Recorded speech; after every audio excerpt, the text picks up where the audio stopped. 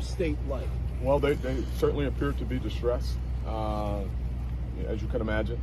As I indicated, they were in a commercial building, in a room. We were able to take them into custody without incident, but however, they were very distressed as they were walking out. Do they have any indication as to how long they were hiding out in this building? Any indication of how long they were here? They were here, well, the officers arrived around 10 o'clock, 10:30. I don't know how long they were here prior to that. Chief, how much? What's up? It's your self-proclaimed cinema shogun here, and man, oh man, last night was a wild ride during this manhunt for the Crumbleys. I appreciate all of you who were here last night as I uploaded video after video, and all of this crazy stuff was unfolding. And around 3 o'clock last night, right when I was about to go to bed, I see that they got caught in a basement at this little business, and this story just couldn't get any crazier now. It was like 3 o'clock last night when this happened, and I was tired. So I'm like, man, I'm about to go to sleep, and I'll update everyone in the morning. Plus, the way YouTube is working right now, they're making me wait a couple of hours sometimes to release my videos, because I think they got the sense that my channel was blowing up too quickly, and I was breaking news that the mainstream media outlets weren't having time to break yet. So now it's like, okay, well, we have to wait for CNN to release their video, MSNBC, Fox News, NBC, ABC, BBC, Al Jazeera. Once all the mainstream media outlets are release their videos, then you could release yours. That's kind of what's happening here, but we'll go on about that in a future video. But the Crumbleys were caught in this business. Now, this business is only a few miles away from the Canadian border. They parked their car around the area of the business, and I believe the owner of the business passed by and was like, hey, what the hell is this car doing here?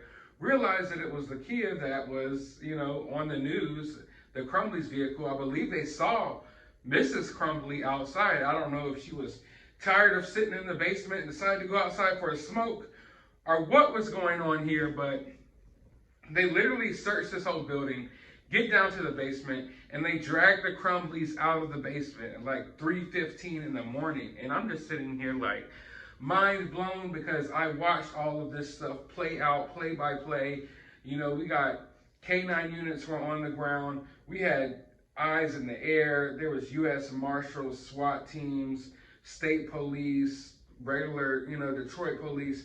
It was a crazy, hectic scene, but supposedly they weren't armed, and it's not like they broke into this business, because now we know that the police are now looking for someone that helped them and was hiding them there.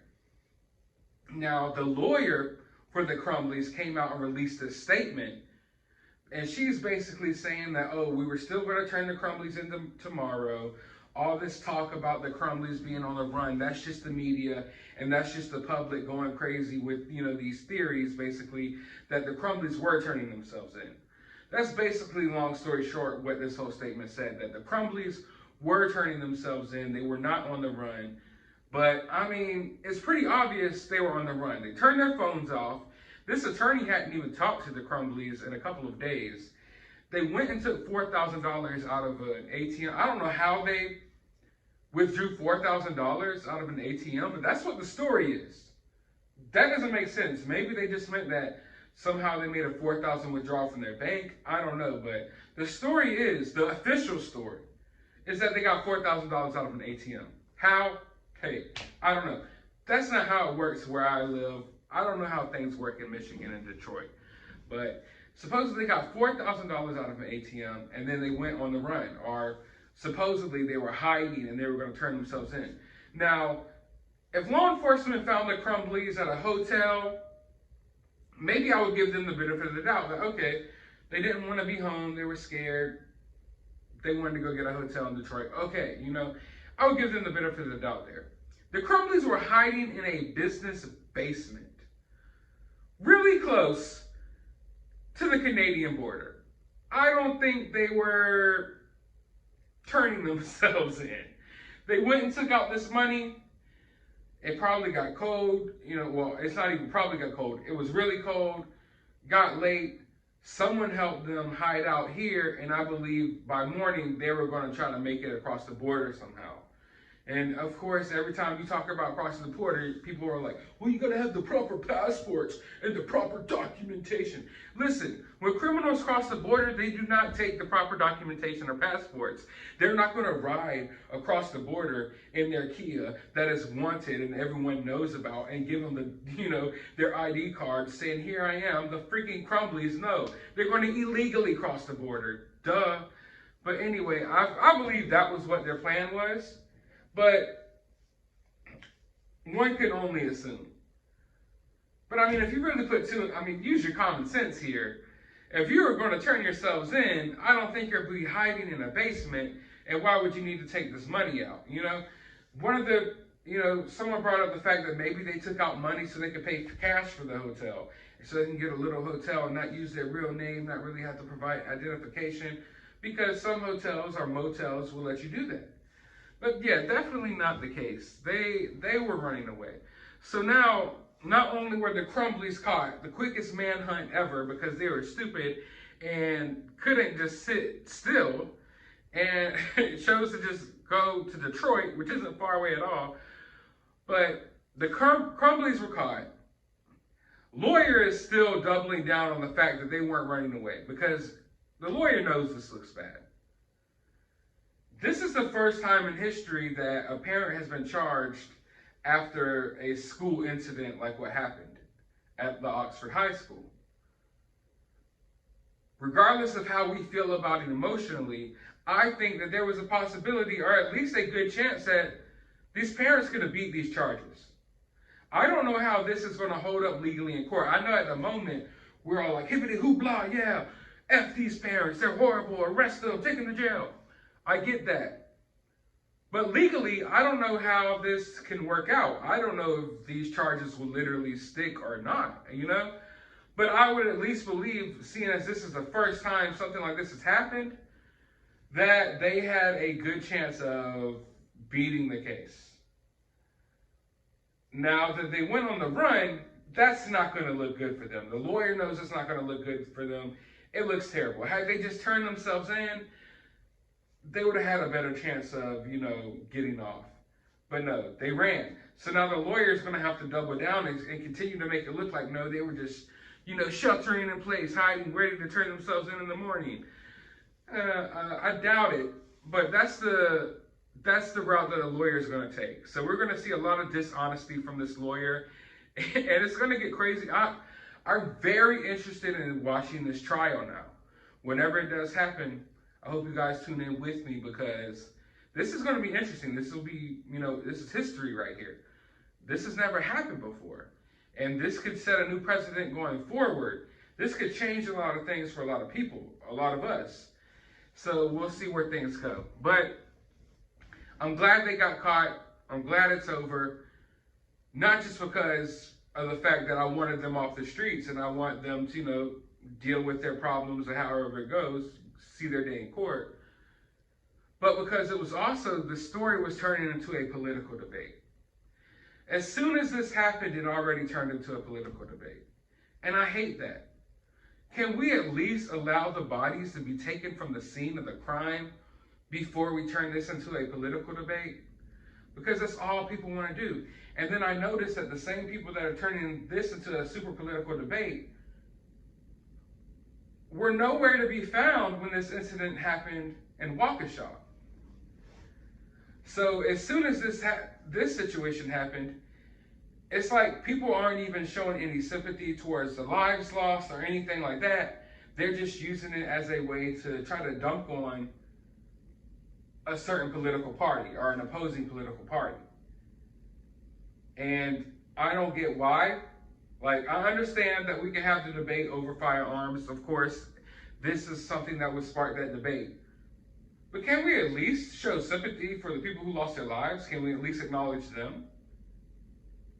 I hate when I see people who have spent no time acknowledging the people who lost their lives, spent no time talking about the situation at all, and the only time they have spent talking about the situation is just in a political form. Because that's what people jump on these stories for. They want to jump on it and talk about the political aspects of things. You know, half the videos and half of the news coverage of this is just talking about guns and about gun control. And it's not even mentioning the 4 young people who lost their lives. You know, and I try not to do that here. And now there's also being a lot of stuff thrown around that, oh, these people are, what's the word? White supremacists. You know, that these are crazy white supremacists and racist. And it's like, why is that always thrown around? Now, if this was a politically motivated attack, I would report it to you all. If this kid and these parents had all types of crazy political stuff going on, then I will report it to you all. If it looked like this was a politically motivated attack, and then I understand where we would get more political. But it wasn't. It was a crazy kid with some arguably probably crazy parents, or at least irresponsible parents, who allowed their unstable kid to get a firearm, and he carried out this situation. There's nothing really political about it, other than the fact that I guess you could say one side would be more likely to give their kid a firearm than the other side. But I can tell you right now that's not the case. People on all political sides have firearms, and I think once you get out of your little bubble, or some people get out of their little bubble of how things may be around them and their community, they will realize that people on all sides of the political spheres in this country own firearms. Some legally, some illegally. But like with the incident that happened in Waukesha, that incident, we had a person who used an SUV.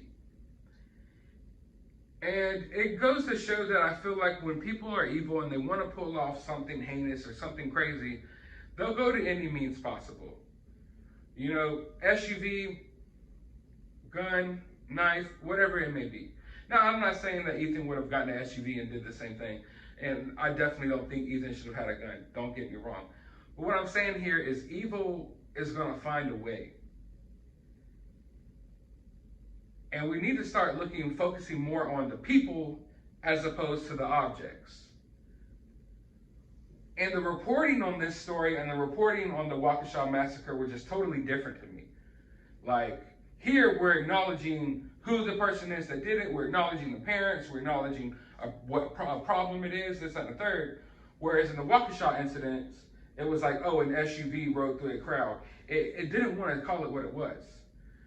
Whereas this whole debate around this situation that happened at the high school is turned into a political debate and a racial debate.